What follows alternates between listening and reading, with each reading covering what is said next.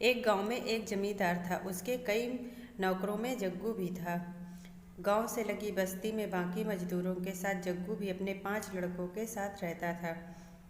जग्गू की पत्नी बहुत पहले गुजर गई थी। एक झोपड़े में वह बच्चों को पाल रहा था। बच्चे बड़े होते गए और जमींदार के घर नौकरी में लगते गए। सब मजदूरों को शाम को मजूरी मिलती। जग्गू और उसके लड़के चना और गुड़ लेते। चना भूनकर गुड़ के साथ खा लेते थे। बस्ती वालों ने जग्गू को बड़े लड़के की शादी कर देने की सलाह दी। उसकी शादी हो गई और कुछ दिन बाद गौना भी आ गया। उस दिन जग्गू की झोपड़ी के सामने बड़ी चहल पहल थी। बहुत लोग इकट्ठा हुए नई बहू को देखने को। फिर धीरे धीरे भीड़ छटी। आदमी काम पर चले गए, औरतें अपने अपने घर। जाते जाते एक बुढ़िया बहू से कहती गई, पास ही घर है, किसी चीज़ की ज़रूरत हो तो संकोच मत करना, आ जाना लेने।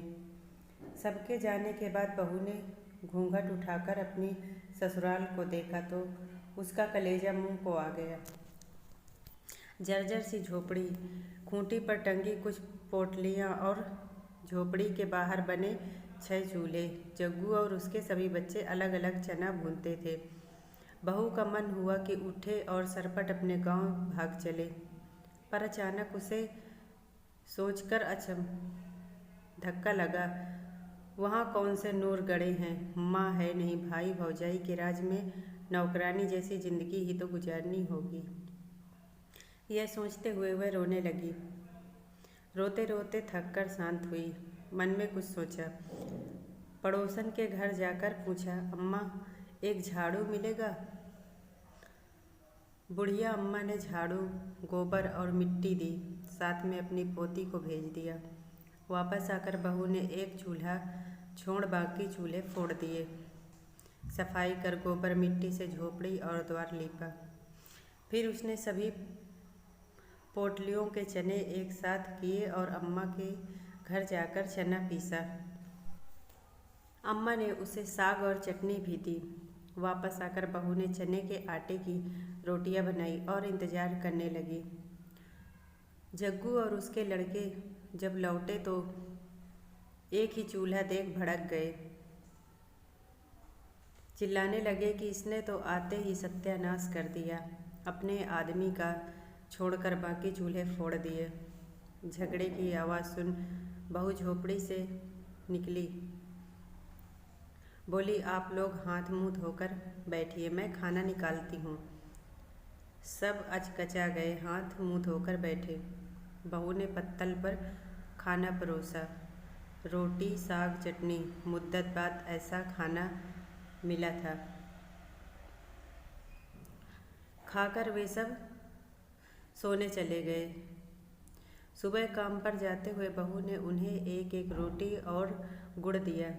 चलते समय जग्गू से उसने पूछा, बाबूजी, मालिक आप लोगों को चना और गुड़ ही देता है क्या? जग्गू ने बताया कि मिलता तो सभी अन्न है, पर वे चना ही गुड़ लेते हैं, आसान रहता है खाने में। बहू ने समझाया कि अलग अलग प्रकार का अनाज लिया करें। देवर ने बताया कि उसका काम लकड़ी चीरना है। बहू ने उसे घर के ईंधन के लिए भी कुछ लकड़ी लाने को कहा।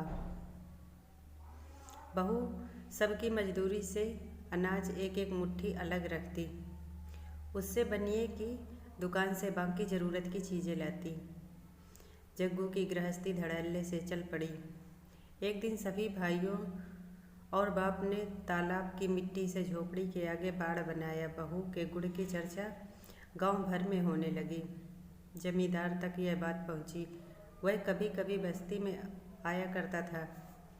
आज वह जग्गू के घर उसकी बहू को आशीर्वाद देने आया।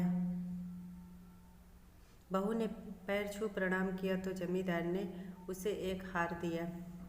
हार माथे से लगा लिया। बहू ने कहा कि मालिक, यह हमारे किस काम का है?